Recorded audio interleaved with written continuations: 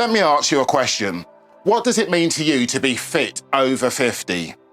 You see, when I hit that milestone, my perspective on fitness underwent a huge shift. It was no longer about just looking good. It was about feeling great inside. It was about staying independent, having mental clarity, and making sure that my body could keep up with my own ambitions without succumbing to Big Phara's monthly subscription. For me, being fit over 50 embodies an holistic approach. It goes deeper than just physical appearance. I'm Psymon H, the naturally jacked 53-year-old, and in this video, I'm going to share my magnificent 7 principles for staying fit over 50. Now, some of these values may be familiar to you. There's going to be others that are going to be new. But either way, I hope this in-depth look at what I do is going to help you. Okay, let's get the physical side of things out of the way. So principle number 1, focus movement is key for life after 50. Now, I've been training for well over 40 years. And in my younger days, I was mostly interested in lifting up heavy shit and putting it back down again. Now, since turning 50, my approach to movement has become more focused. Hence, I split my movement into 3 specific areas, and each area complements the other one for my overall objective of longevity and vitality as I get older. The first area is resistance training, because after all, muscle is the organ of longevity. I've been training since 1982, and over that time, my training has changed dramatically. While the emphasis is still on building muscle because muscle after 50 is your best chance of survival, I've gone from training 5 days a week to training twice per week. While this may seem like a massive drop-off, my training has become more concentrated and intense. As you may know, I use slow motion high intensity training as my foundation for muscle and strength. These 20-minute sessions are enough to stimulate growth and improve overall strength, allow me to safely use progressive overload while the slow deliberate movements reduce the impact on my joints and the risk of injury. Area number 2 is stretch and mobility work. Now, there are so many reasons why I've now started incorporating stretch and mobility work on a daily basis into my routine. Let me just give you a few. It's given me improved flexibility. You see, as we age, our muscles tend to get tighter, leading to decreased flexibility. Now, stretching helps to counteract this by increasing the range of motion in our joints, allowing for better movement and reduce risk of injury during exercise and daily activities. It's also helped me to prevent injuries. Stretching and mobility exercises help to maintain muscle elasticity and joint health, reducing the risk of strains, sprains, and other injuries that become more common as we age. By keeping the muscles and connective tissues flexible, you're less likely to experience sudden pulls or tears.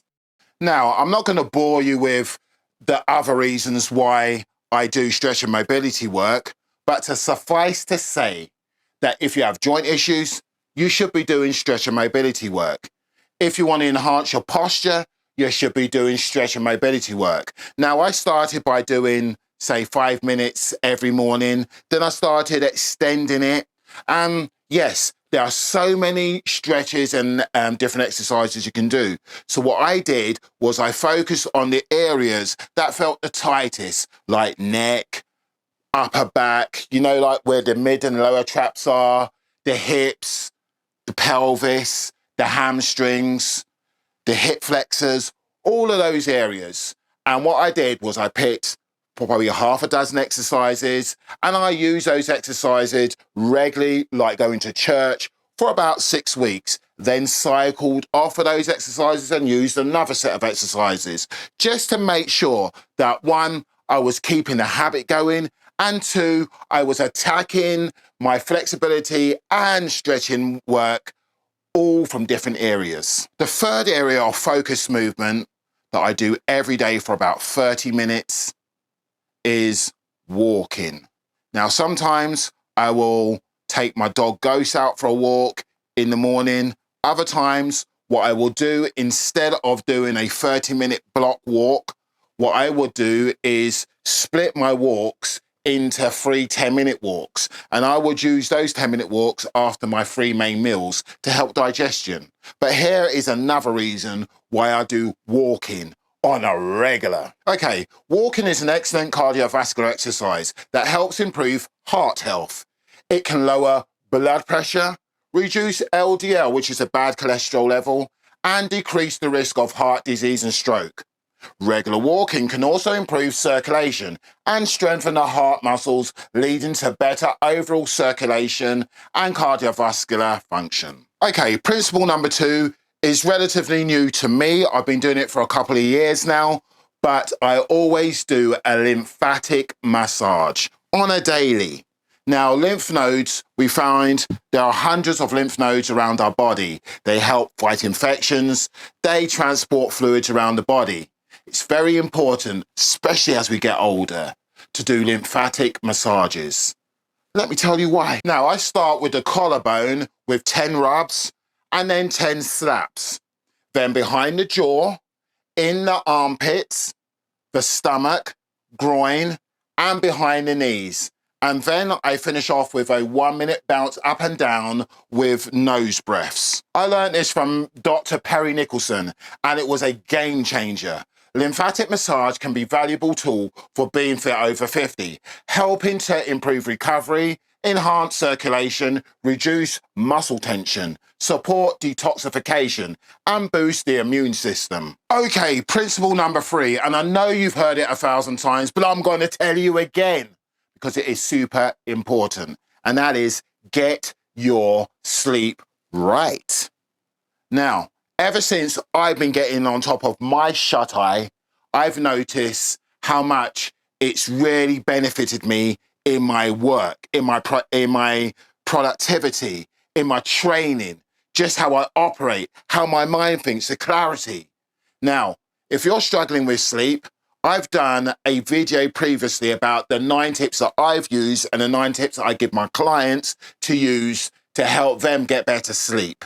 Also, there are a couple of things that I didn't put in that video that I want to share with you that are going to just really put your sleep in a different realm. I'm talking about you getting that deep delta sleep that you used to get when you was a baby. The first thing I do every morning for about 10 minutes is sun gaze.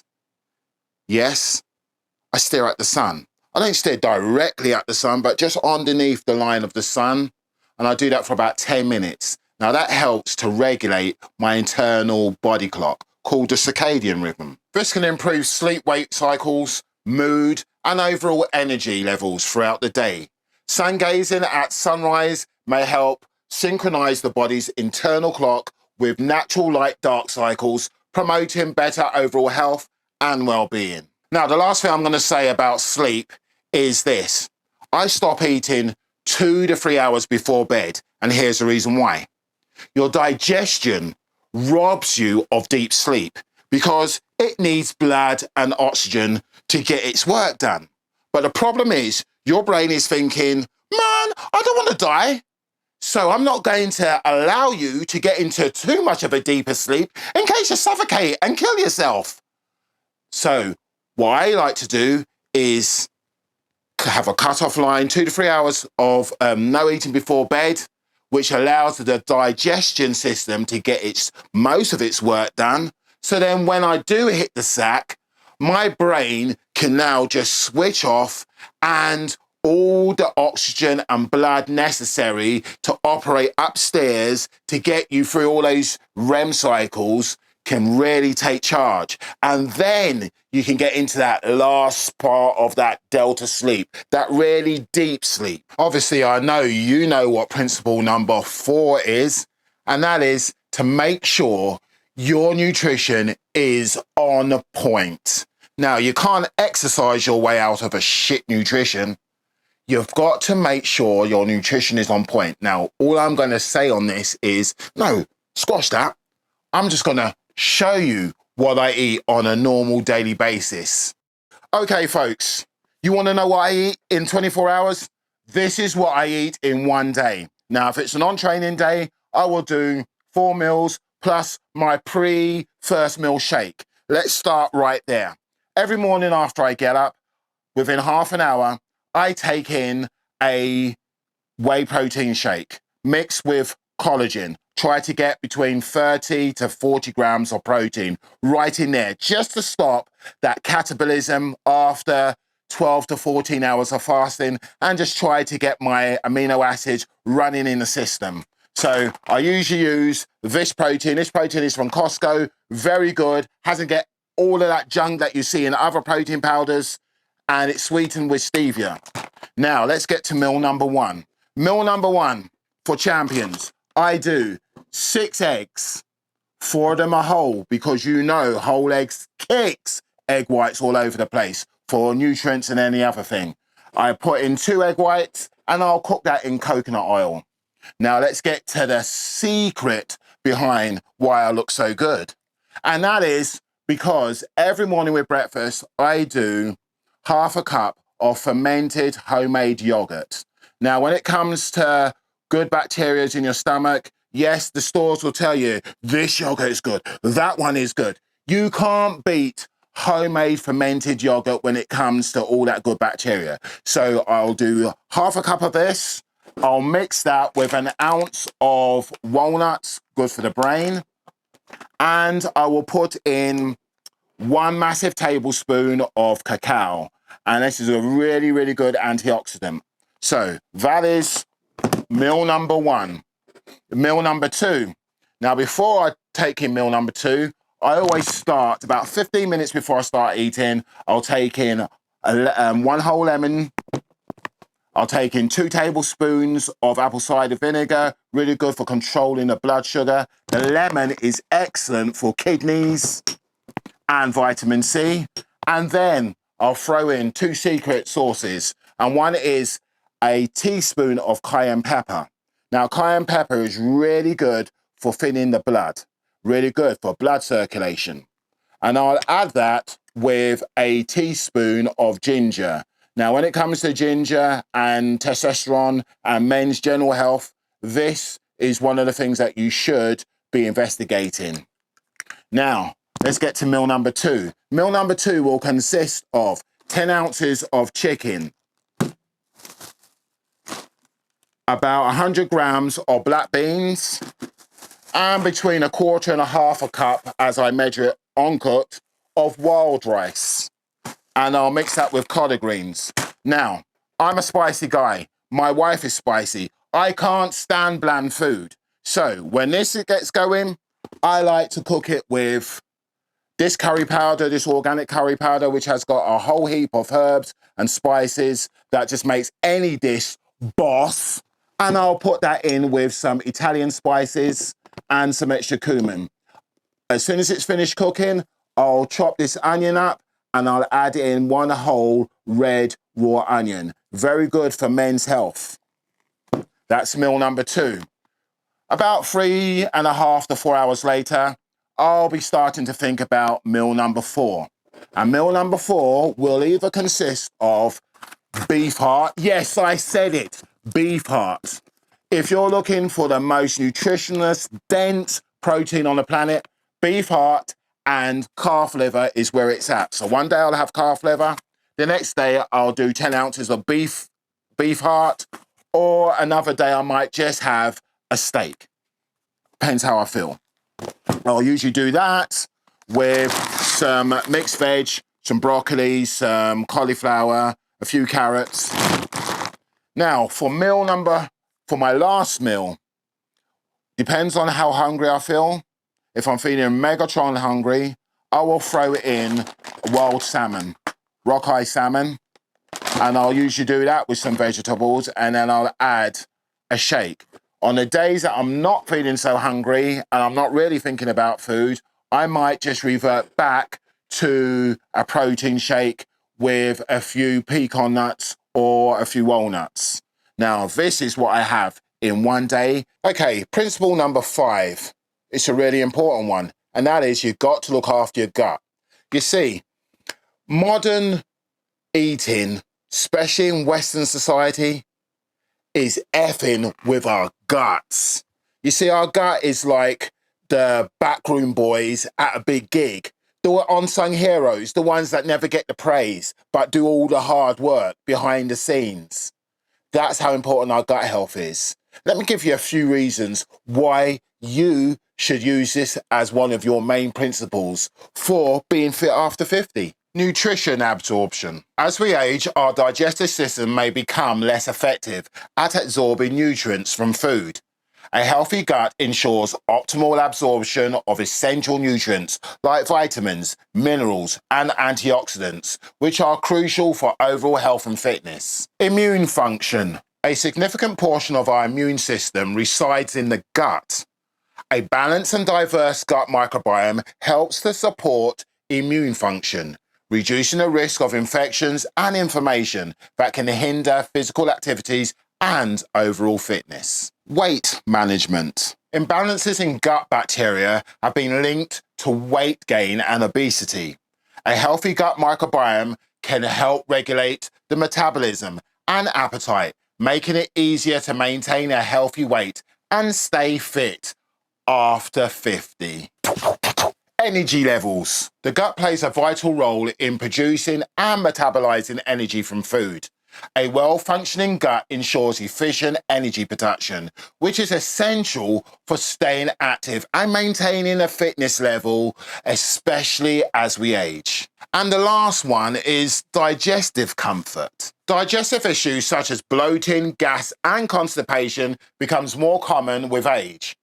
A healthy gut produces smoother digestion and regular bowel movements, ensuring comfort and making it easier to engage in physical activities. Now, you might be wondering, well, he hasn't mentioned any supplements that he takes for being fit after 50. Well, that's because I'm going to save the supplements that I believe in for longevity and vitality and for being fit over 50 for a whole new video. But there are 3 supplements that I really want to highlight, and this is my principle number 6, and that is to add D3, K2, and boron to your regime. And this is the reason why. When it comes to muscular and bone health, you can't go wrong with these. Us in the Western world, we are just struggling with getting enough vitamin D3 into our systems, and even more so if you are black. Here are some reasons why you should be adding this to your regime. Vitamin D plays a crucial role in muscle function and overall muscle skeletal health. It helps regulate calcium absorption, which is essential for muscle contraction and strength.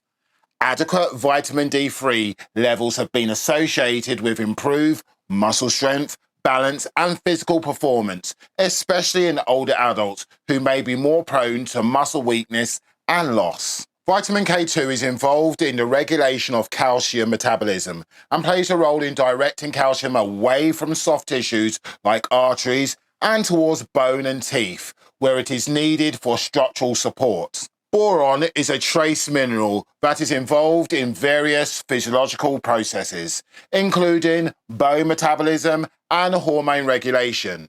Research suggests that boron may help support bone health by increasing calcium absorption and retention and promoting the synthesis of certain hormones such as testosterone and estrogen, which are important for maintaining muscle strength and essential for older adults.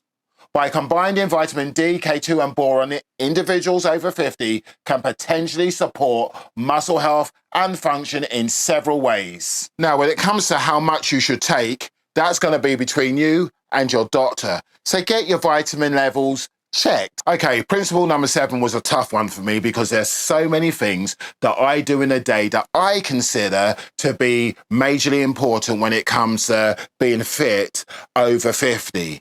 But the one area that I want you to concentrate on is this. Don't underestimate the power of your post-workout nutrition. Now, if you want to amplify your muscle gains, strength, and whatever other goals you have when it comes to being in the gym, it all starts and ends with your recovery. And a great way to initiate recovery is taking care of that post-workout nutrition. Now, long gone are the days when it's a matter of just throwing in a bit of whey protein and some simple carbs and calling it good. No, science has moved on. Science has helped us to be able to take care of recovery, especially as we age and as we get into being over 50. Now, here is a list of supplements that I take. But if you want to know why I take these supplements, watch this video and it will explain the power of each supplement separately and the power of all of them together. Now, I want to go back and ask you this one question. What does being fit over 50 mean to you? Drop your comments and your answers in the comment box. Otherwise, if you found this video to be of help to you, please like, consider sharing it, tell a friend to tell a friend. Because after all, being 50 isn't so bad, but what you do when you're 50 is what matters. Now, on to the next time. Stay safe, keep training, and let's grow after 50 together. Peace.